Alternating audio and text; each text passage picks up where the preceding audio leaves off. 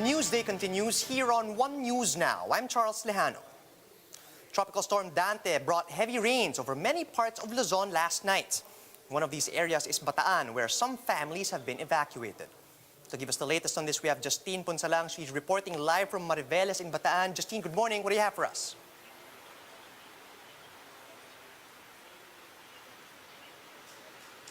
Charles, 14 families in Barangay Cabcaben decided to evacuate in Cabcaben Elementary School last night here in Mariveles, Bataan, as the tropical storm Dante brought strong winds and rains over the municipality. While some decided to evacuate, others decided to stay in their homes because they claimed that the waves brought by the storm were not enough to cause alarm. Erica Meneses brought with her small children when she followed the LGU's preemptive evacuation calls. She said that she wanted to make sure that her kids are safe from the storm. The Mariveles MDRRMO said they experienced the peak of Dante's wrath at 11 o'clock last night. But as early as 9 in the evening, barangays Cabcaben and Ipag, both flash flood-prone areas, as well as Sisiman, a landslide-prone area, have started conducting preemptive evacuations. 2 families were staying at Barangay Sisiman's Evacuation Center at Sitio Bato-Bato Chapel, 4 were at Ipag Elementary School, and 14 spent the night at Cabcaben Elementary. Some, however, like Mariano Concepcion and Edgardo Titulo, who lived by the shore, decided to stay at their homes despite the bad weather and big waves. They said that they lived in the area long enough to know that while there were big waves, their current height and strength were not a cause of alarm just yet. They, however, followed the advice of the local government not to brave the sea. But some residents still took out their boats in hopes of catching fish or crab at the shallow waters. Based on Bataan PDRMO's monitoring, there are no recorded floodings or landslide in the province. As of 8 a.m., Pag-asa says Tropical Storm Dante was last spotted at west-northwest of Dagupan City, Pangasinan. Tropical Cyclone Wind Signal number 2 is currently raised over the western portion of Pangasinan, while Signal number 1 is raised over the central portion of Pangasinan, northwestern portion of Tarlac, and northern portion of Zambales.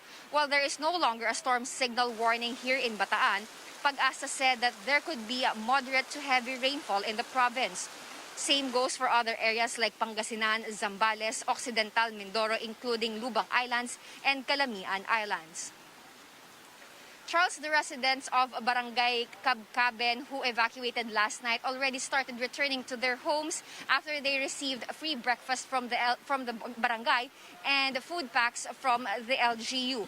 Meanwhile, the sky remains overcast while sometimes the sun is peeking through, and the residents are hoping for an improvement in the weather. Charles? Thanks for that, Justine. That was Justine Punsalang reporting live from Mariveles in Bataan. The family of Lilibeth Valdez, the woman who was shot dead by a cop last Wednesday, calls for justice for their matriarch. According to one of Lilibeth's sons, Police Chief Guillermo Eleazar promised the family that justice will be served. Hannibal Telete with a report. It was 7:30 o'clock in the evening yesterday when the body of Lilibeth Valdez arrived at the Good Shepherd Cathedral in Quezon City. She was the woman who was shot point blank by a drunken Master Sergeant Hensi Zinampan Monday night. Zinampan tried to deny that he was the killer, but the entire incident was caught on video. Her grandkids became emotional upon seeing their lola's casket. Still, Lilibeth's children are thankful as all funeral expenses will be sponsored by broadcaster Rafi Tulfo. Lilibeth was supposed to lie for her viewing in a vacant area near their home in Quezon City, but their barangay didn't allow them to hold the wake there due to limited space and adherence to IATF guidelines. Since yung lugar po na yon ay thickly populated area, ayaw naman po natin na ma-lockdown. May na-lockdown na po kasi doon kami. Involved more or less 700 individuals. So kinausap namin yung pamilya, nung una ayaw, nagdadalawang isip, baka daw pwede na sa tabi doon, sa gilid, sa open space. So sabi ko, kailangan ipatupad natin yung regulation at para sa kanila rin yon dahil may mga bata at saka may mga senior citizens. Early Thursday, PNP Chief Guillermo Eleazar visited Lilibeth's wake to offer his condolences to the family, although the chief did not entertain any questions from the media. Lilibeth's son's Christian said that the police chief promised justice for his mother. Nangako po sa amin si Sen na talagang tatanggalin na po nila sa serbisyo. Yun ang talagang masasabi ko. Ang gusto lang namin mangyari, manahimik kami dito sa mama namin na nabigyan na ng hostisya na maganda. For News 5, Hannibal Talete, we are One News. PNP Chief Guillermo Eleazar is open to conducting regular neuropsychiatric tests for cops following the police killing of an old woman in Quezon City. Patricia Mangune with the details. Police Lieutenant David Quijada has been in the service for 20 years. Corporal Christian Dones has been in it for 7. When off duty, the two choose not to carry their issued firearms. They're also cautious when drinking so as not to get into fights. Sa akin, bakit pa ako magdadala ng baril kung pupuntahan lang ako ng kapitbahay? Nagdadasal na lang eh. Kung may mainit mo ulo mo, kailangan lumayo ka muna eh. Lumayo ka muna sa lugar na yon para ma-maintain natin yung integrity natin. The two were disheartened to hear about the killing of a 52-year-old woman in Quezon City at the hands of Police Master Sergeant Hensi Zinampan. They say not all cops are the same. Hindi natin pwede i-drag yung buong PNP sa isang insidente na napaka-isolated po. Both Quijada and Dones have already passed multiple neuropsychiatric tests in the PNP. These are written and oral tests that evaluate a police personnel's psychological well-being. It's a requirement for recruitment and promotion. Dapat talaga na nasa tamang katinoan ka kasi hahawak ka ng baril. PNP Chief General Guillermo Eleazar is open to conducting the test regularly to prevent further cases of police calawags. Hindi ibig sabihin pasado ka sa simula na maayos, along the way pwedeng mag-develop ka ng problema sa pag-iisip dahil sa maraming factors na iyong haharapin.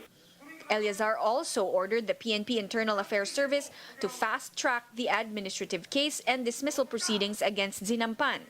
The Quezon City Police also filed a murder case against him. Humingi po lang ako ng dispensya, gawin po namin lahat. Makulong siya at matanggal sa serbisyo. Zinampan started his service in 2006. For 9 years, he was with the PNP Special Action Force and with the Police Security Protection Group for 5 years. He has no pending or previous cases. Latest data from the PNP's Directorate for Investigation and Detection Management showed 103 cops charged for murder and 55 for homicide since July 2016. So far, only 4 have been convicted. For News 5, Patricia Mangune. We are One News.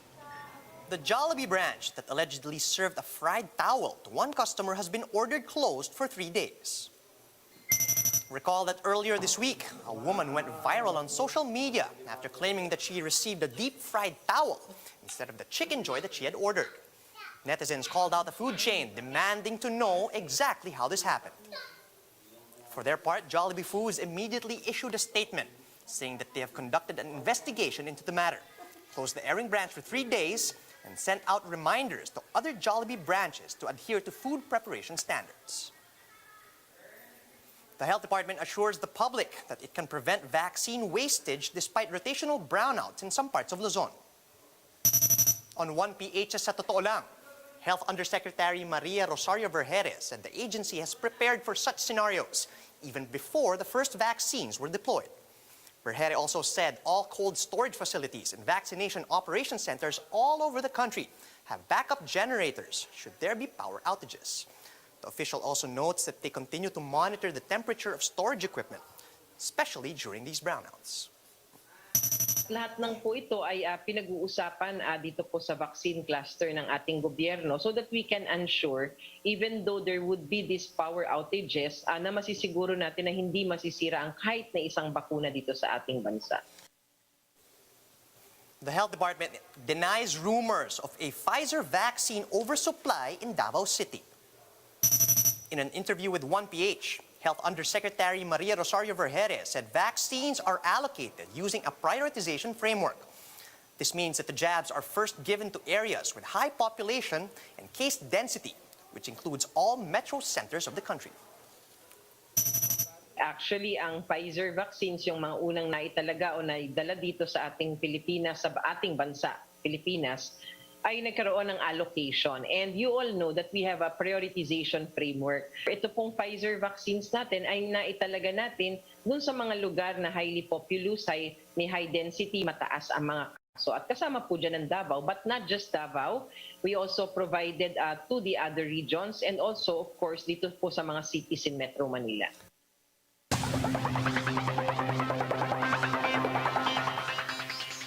There may be a kink in Kiefer Ravena's Japan plans as he remains under contract with the NLEX Road Warriors in the PBA.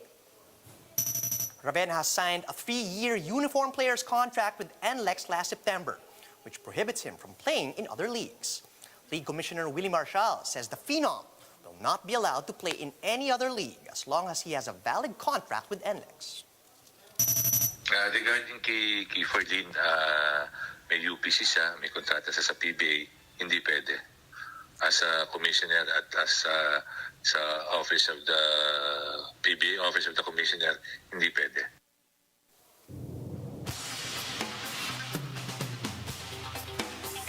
NASA has announced plans to launch 2 new scientific missions to Venus between 2028 and 2030 to study the planet's atmosphere and geologic history. These will mark NASA's first missions in decades to the Earth's closest planetary neighbor. The U.S. Space Agency says it is awarding about $500 million for the development of each of the 2 missions. One was dubbed Da Vinci Plus, which seeks to measure the composition of the dense Venusian atmosphere. The other is called Veritas, which will map the planet's surface to help determine its geological history and why it developed so differently from Earth. And those are the top stories at this hour. Join us again later at 12 noon as we continue to monitor the day's biggest stories. You can also catch One News on Signal Play. Register for a free account now at www.signalplay.com so you can stream One News live anytime, anywhere. I'm Charles Lejano. Mask on, wash hands, and stay safe, Philippines. We are One News.